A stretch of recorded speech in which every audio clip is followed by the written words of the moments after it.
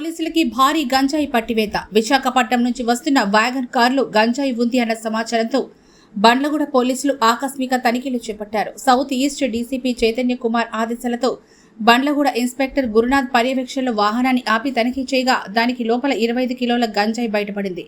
పోలీసులు press meet పెట్టి పట్టుబడిన గంజాయి చూపిస్తూ గంజాయి తరలిస్తున్న వారిపై కేసు నమోదు చేసి పోలీసులు విచారణ ప్రారంభించారు. గంజాయి ఎవరి దగ్గర నుంచి ఎక్కడికి తీసుకెళ్తున్నారు అనే కోణంలో దర్యాప్తు కొనసాగుతోంది.